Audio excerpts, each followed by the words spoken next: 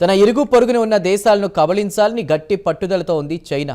ఇటు తైవాన్తో పాటు దక్షిణ చైనా సముద్ర జలాలపై హక్కులతో పాటు సెన్కాకు దీవులు, ఇండియాలోని ఈశాన్య రాష్ట్రాల్లోని అరుణాచల్ ప్రదేశ్ను చైనాలో విలీనం చేసుకోవాలని చైనా పావులు కదుపుతోంది. దీనికోసం రాజీ లేని పోరాటం చేయాలని నిర్ణయించినట్లు పెంటగాన్ తాజాగా ఒక నివేదికను యుఎస్ కాంగ్రెస్లో ప్రవేశపెట్టింది. ఇక ఇండియా విషయానికి వస్తే అరుణాచల్ ప్రదేశ్ను చైనాలో విలీనం చేసుకోవాలని చూస్తోంది. ఇండియాతో ఎలాంటి చర్చలు, సంప్రదింపులకు తావివ్వకుండా అరుణాచల్ ప్రదేశ్ను విలీనం చేసుకోవాలనుకుంటున్నట్లు పెంటగాన్ తాజా నివేదికలో పేర్కొంది. ఆ వివరాలేంటో ప్రత్యేక కథనంలో తెలుసుకుందాం. చైనాకు మధ్య సరిహద్దు వివాదం ఇప్పటిది కాదు, గత కొన్ని దశాబ్దాల నుంచి కొనసాగుతోంది. గతంలో 1962లో ఇరు దేశాల మధ్య సరిహద్దు చిన్నపాటి యుద్ధం జరిగింది. అటు తర్వాత 2020లో గల్వాన్ లోయలో ఇరు దేశాల మధ్య మరోమారు సైనికులు బాహాబాహికి దిగారు. ఇక చైనా తన పొరుగున ఉన్న దేశాలతో గత కొన్ని దశాబ్దాల నుంచి సరిహద్దు వివాదం కొనసాగుతోంది. చైనా మాత్రం తన పొరుగు దేశాలను ఆక్రమించడానికి పక్కా ప్లాన్లను వేసినట్లు పెంటగాన్ తాజా నివేదికలా పేర్కొంది. నివేదికను యుఎస్ కాంగ్రెస్కు సమర్పించి పెంటగాన్ నివేదిక ప్రకారం 2049 నాటికి అంటే పీపుల్స్ రిపబ్లిక్ ఆఫ్ చైనా లేదా పిఆర్సి గుర్తించబడి 100 సంవత్సరాలు పూర్తి చేసుకుంటున్న సందర్భంగా ఇరుగు పొరుగు దేశాలను విలీనం చేసుకోవాలనేది చైనా అగ్రనాయకత్వం ప్రధాన లక్ష్యంగా కనిపిస్తోంది. తాజా నివేదికలో వివరించింది కాగా అక్టోబర్ 1న చైనా నేషనల్ డే సంబరాలను జరుపుకుంటుంది. సివిల్ వార్ తర్వాత పిఆర్సీని 1949లో చైనా కమ్యూనిస్టు నాయకుడు బీజింగ్లోని తియాన్మెన్ స్క్వేర్లో ప్రకటించారు. అప్పటి నుంచి చైనాలో అక్టోబర్ 1వ తేదీన జాతీయ దినంగా పాటిస్తారు. అప్పుడే కమ్యూనిస్టు ప్రభుత్వం మొదలైంది.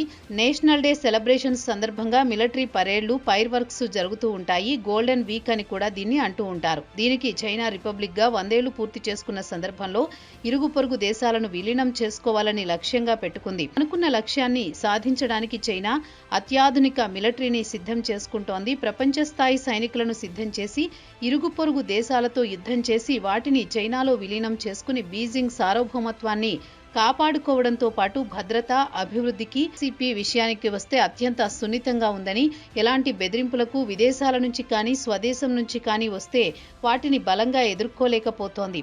చైనా ప్రయోజనాలను కాపాడలేకపోతోందని చైనా పాలకులు నిర్ధారణకు వచ్చారు. ఇండియా చైనా సంబంధాల విషయానికొస్తే లైన్ ఆఫ్ యాక్చువల్ కంట్రోల్ లేదా ఎల్ఏసీపై ఇరు దేశాల మధ్య వివాదం కొనసాగుతున్నాయి. ఇదే నివేదికలో అక్టోబర్ 2024లో భారత అగ్రనాయకత్వం చైనాతో ఒక ఒప్పందానికి వచ్చింది.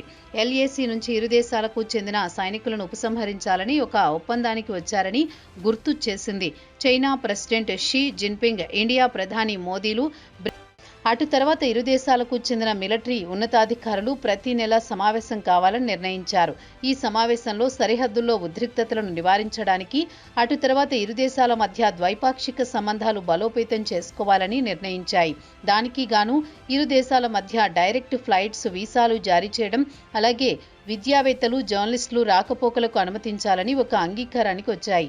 అయితే చైనా మాత్రం వాస్తవాధీన రేఖ లేదా చైనా ప్రయోజనాలను సీసీపీ కాపాడలేకపోతోందన్న విమర్శలు స్వదేశంలో వినిపిస్తున్నాయి. అందుకే హాంకాంగ్, జిన్జియాంగ్, టిబెట్లతో పాటు తైవాన్లు బీజింగ్ ఆదేశాలను పెద్దగా పట్టించుకోవడం లేదని చైనా అగ్రనాయకత్వం భావిస్తోంది. పెంటగాన్ నివేదికపై మాజీ దౌత్యవేత్త కేపీ ఫాబియాన్ స్పందిస్తూ అరుణాచల్ ప్రదేశ్ చైనాలో అంతర్భాగమని చైనా భావించడంలో కొత్తేమీ లేదని అన్నారు.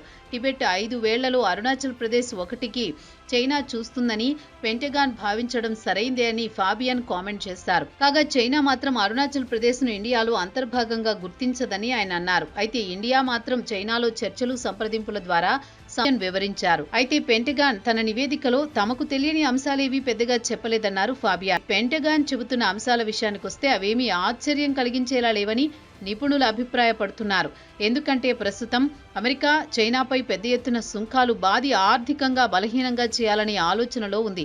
అలాంటి సమయంలో ఇండియాతో పాటు అటు తైవాన్తో కానీ ఘర్షణకు దిగే పరిస్థితి లేదు.